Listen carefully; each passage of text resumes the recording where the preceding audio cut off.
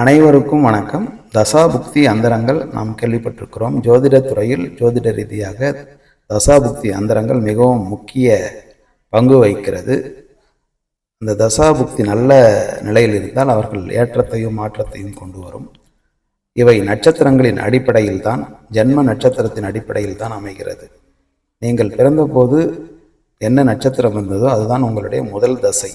அதற்கு பிறகு வரிசையாக தசாபுக்தி அந்தரங்கள் நடந்து கொண்டே இருக்கும். ஒவ்வொரு நட்சத்திரத்திற்கும் என்ன தசை, எத்தனை ஆண்டுகள் என்று பார்க்கலாம்.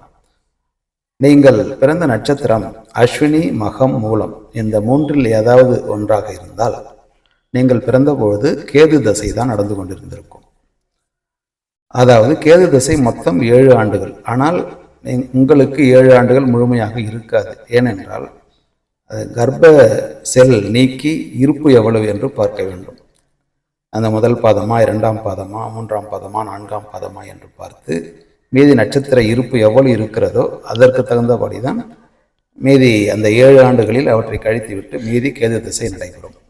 அதேபோல் பரணி, பூரம், போராடம் இந்த 3 நட்சத்திரங்களில் ஏதாவது ஒன்றில் பிறந்தவர்களுக்கு பிறக்கும்போது சுக்கிர தசை நடந்து கொண்டிருந்திருக்கும். அதேபோல் கிருத்திகை, உத்திரம், உத்திராடம் இவற்றில் பிறந்தவர்களுக்கு சூரிய தசை நடந்து கொண்டிருந்திருக்கும். சுக்கிர தசை மொத்தம் 20 வருடம், சூரிய தசை மொத்தம் 6 வருடம். அதேபோல் ரோகிணி, அஸ்தம், திருவோணம் நட்சத்திரங்களில் பிறந்தவர்களுக்கு பிறக்கும்போது சந்திர தசை நடந்து கொண்டிருக்கும். சந்திர தசை மொத்தம் 10 ஆண்டுகள். மிருகசீரிஷம், சித்திரை, அவிட்டம் இந்த நட்சத்திரங்களில் பிறந்தவர்களுக்கு பிறக்கும்போது செவ்வாய் தசை நடந்து கொண்டிருக்கிறோம். செவ்வாய் தசை மொத்தம் 7 ஆண்டுகள். திருவாதிரை, சுவாதி, சதயம் இந்த நட்சத்திரங்களில் பிறந்தவர்களுக்கு ராகு தசை நடந்து கொண்டிருக்கும். ராகு தசை மொத்தம் 18 ஆண்டுகள். புனர்பூசம், விசாகம், பூரட்டாதி இந்த நட்சத்திரங்களில் பிறந்தவர்களுக்கு பிறக்கும்போது குரு தசை நடந்து கொண்டிருக்கும். குரு தசை மொத்தம் 16 ஆண்டுகள். பூசம், அனுஷம், உத்தரட்டாதி இந்த நட்சத்திரங்களில் பிறந்தவர்களுக்கு பிறக்கும்போது சனி திசை நடந்து கொண்டிருந்திருக்கும். சனி திசை மொத்தம் 19 ஆண்டுகள். ஆயில்யம், கேட்டை, ரேவதி இந்த 3 நட்சத்திரங்களில் பிறந்தவர்களுக்கு பிறக்கும்போது புதன் தசை நடந்து கொண்டிருந்திருக்கும். புதன் தசை மொத்தம் 17 ஆண்டுகள். நான் மொத்தம் என்று சொல்வது அதாவது முதல் தசை முழுவதுமாக வராது, அடுத்தடுத்த தசைகள். உதாரணமாக கேது தசையில் பிறந்தவர்கள் அஸ்வினி, மகம், மூலம் என்றால் கேது தசை முழுவதுமாக இருக்காது. ஆனால் அதுக்கு அடுத்த திசை சுக்கிர தசை முழுவதுமாக 20 வருடம் இருக்கும். அதேபோல் நாம் பிறந்த நட்சத்திரத்தினுடைய தசாபுக்தி முழுவதுமாக இருக்காது. ஏற்கனவே சொல்வது போல் கர்ப்ப செல் நீக்கி இருப்பு பார்க்க வேண்டும். அதற்கு அடுத்தடுத்த தசைகள் முழுமையாக நடைபெறும். மொத்தம் 120 ஆண்டுகள். ஒருவர் இந்த 9 தசைகளையும் அனுபவிக்க வேண்டும் என்றால் 120 ஆண்டுகள் ஆயுள் இருக்க வேண்டும்.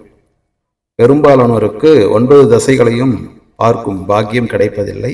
சுமார் 1000 ஆண்டுகளுக்கு முன் வாழ்ந்த ராமானுஜர் 120 ஆண்டுகள் முழுமையாக வாழ்ந்து எல்லா 9 தசைகளையும் பார்த்து அனுபவித்திருக்கிறார். இந்த காலத்திலும் ஓரிருவர் அப்படி அனுபவிக்கக்கூடும். ஆனால் எல்லாராலும் முடியாது. நம்முடைய லக்னப்படி, ராசிப்படி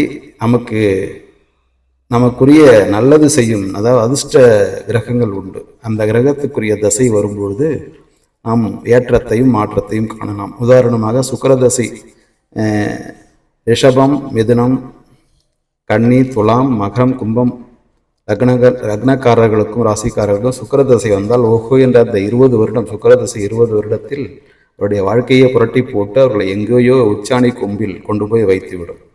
இப்படி உங்களுடைய லக்னம் எதுவோ அதற்கு தகுந்தபடி இந்த லக்னத்துக்கு எந்த கிரகம் சுப கிரகமோ அந்த கிரகத்தின் தசாபுக்தி வர வேண்டும்.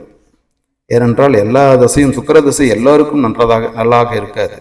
தனுசு, மீன ராசிக்காரர்களுக்கு, லக்னக்காரர்களுக்கு சுக்கிரன் அவ்வளவாக நன்மைகள் செய்யாது. என்றால் எதிரியிலே ஒரு சுமாராகத்தான் செய்யும். அப்படி ஒவ்வொரு லக்னத்தையும் பார்த்து அந்த லக்னத்துக்குரிய தசை நம்முடைய வாழ்நாளில் வந்தால்தான் அந்த கிரகம் நன்றாக இருந்தாலும் வேலை செய்யும். இதுதான் தசாபுக்தி அந்தரம்.